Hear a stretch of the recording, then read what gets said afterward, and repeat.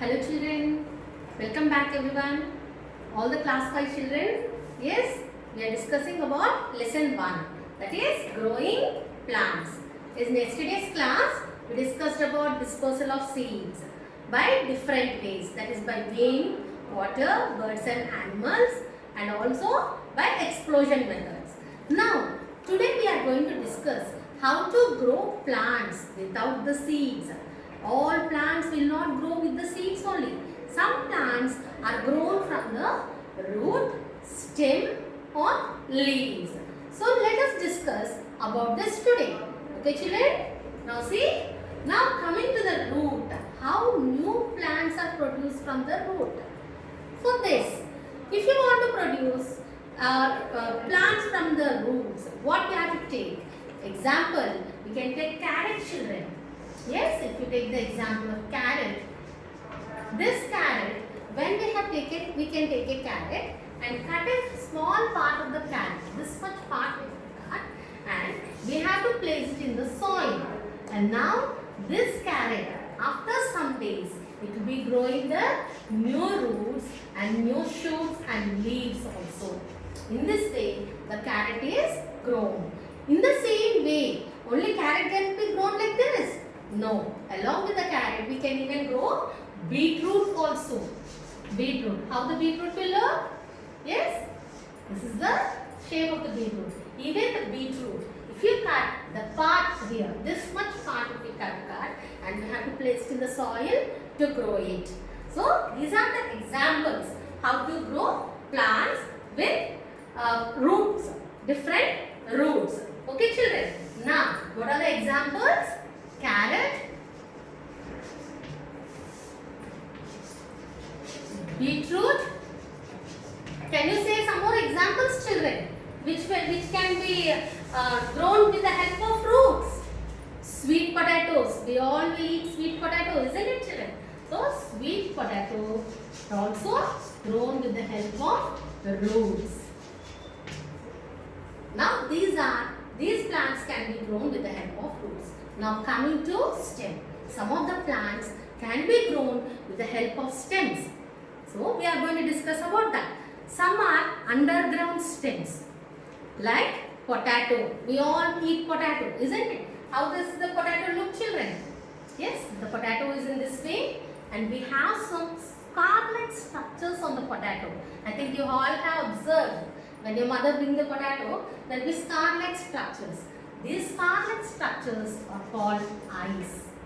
Those are called as eyes. From these eyes, small buds arise. Small bud-like structures arise. Now what we have to do? We have to cut a small piece of this and we have to place it in the soil. Now that star-like structure with the small buds, if we place this, it will grow new roots and it will grow into a new plant. Understood children? How potato will be growing? Can you give me some other examples? Yes? Which can be grown with the help of stem? Yes? This is onion. If you take the onion, yes? Onion will be having the small roots here, isn't it? So, these root-like structures and here you find the scaly leaves. This onion, when we place it in the soil, it will be growing into a new plant. So, the examples for underground stems which grow into a new plant, it is underground stems.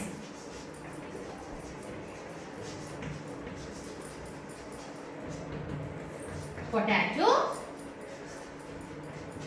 onion. Can you give one more example? For example of underground stem which can grow into a new plant? Yes, it is ginger. Will be eating in the home, isn't it? Even the ginger will have the scar-like structures. When we place it in the soil, it will be growing new leaves and producing roots and will grow into a new plant. This is one of the example for stem. Next one is stem cutting children. It is stem cutting. By cutting the stem also we can grow a new plant. For example, if you take this plant, if we cut a small small part of it like this, and if we place it in the soil, this plant, what it will do? It will be developing roots after few days, and it will be growing into a new plant. So I think you all know about this stem cutting. In the house, generally our moms and all will be doing this stem cutting. For which type of plants they will do stem cutting? For rose plant. Yes, children? For rose plant, what will do? The rose plant stem will be cutting it, and afterwards we will make a small slant like structure here, and we will place it in the soil, so that it will be developing new leaves and roots, and it will grow. So this is an example for stem cutting. Only rose, children? No, not only rose, even hibiscus, Miriam, money plant. Most of us grow money plant in the home, isn't it? Even money plant will be using this stem cuttings only to grow the plants. So this is about stem cutting. So only these two are there with the stem? No, there are many other varieties. Okay. So next one is runners, children. What is this runners? Do plants run? Yes. Some of the plants, the stems will be running on the ground. The plants, the stems will be running on the ground. For example, mint. What is that mint? Pudina. We'll be using in our curries and all. Isn't it, children? So this pudina is a runner. It will be running on the soil.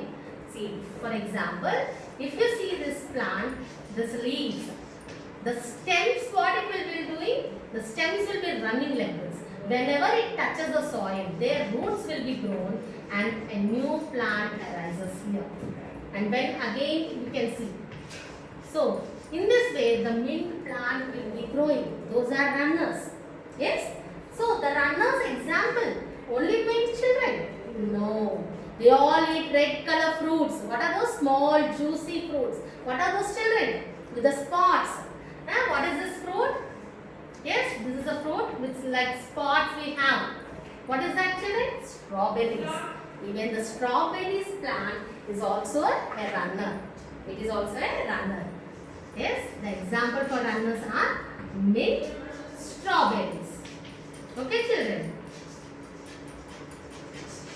So let us see some other types of stem cuttings and also the reproduction by stem. Children, yes, I'll be erasing the board. Now, in this plant production with the help of stem, we have discussed about three types. One is stem cutting, the second one is underground stems, the third one is runners. These three are natural methods. These three are natural methods. Some we have two more artificial methods also, children. So what are these artificial methods? The first one is grafting. The plants from stem only. Second one, the next one is grafting. In this grafting method, what we are going to do? So when we are taking the plant, if this is the plant with the root, you think, yes, we will take some other part of the plant, a small twig, we will be attaching to this plant and we have to tie it for some days. After some days, it will be growing into a new plant. This is known as grafting. You see, children, a potted plant, this stem will be cut. Yes, we will take one more twig and we will cut it in the cross like this, in this shape. Yes, slanting, and this we will be attaching here and tie it or wrap it with a cloth or a thread or a cellophane. So after a few days, it will be growing into a new plant. So why we have to do in this way? Generally, a plant which gives good yield or more fruits or more production of fruits, in such a plants, we will take the twig and we will place it to the other plant which doesn't get proper fruits and all. In this way, we will get good yield or good production of fruits or flowers also.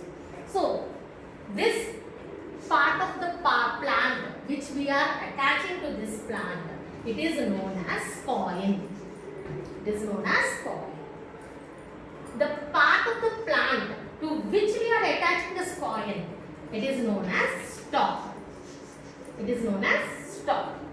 In this way only nowadays all the mango fruits are produced, children. Good variety of fruits are produced. This is grafting method.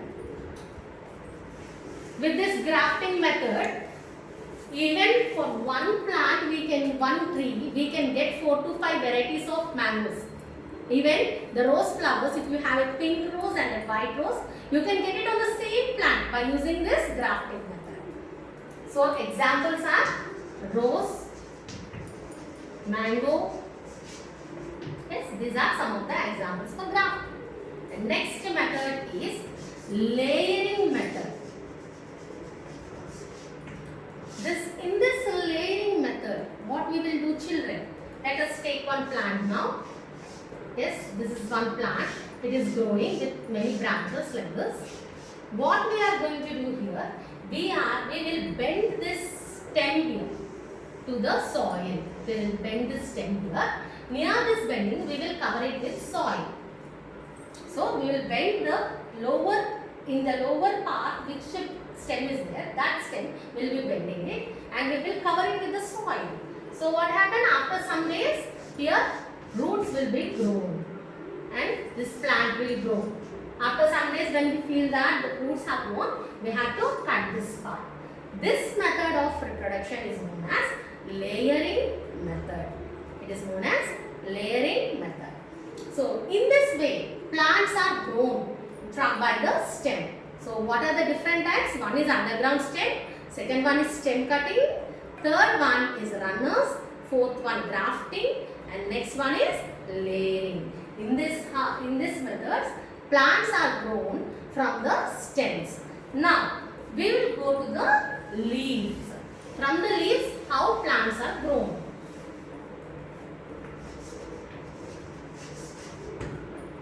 Now we can see, children, this is a leaf. Yes, it is a bryophyllum plant leaf. So it is a leaf of bryophyllum. You can see, I think, here the small plants coming out. So this type of production of plants or reproduction of plants, it is from the leaf. Yes, other than the seeds, plants are produced from roots, stems and leaves also. What is this leaf? Bryophyllum. And also we have the begonia leaf also. Not only bryophyllum, we have begonia leaf.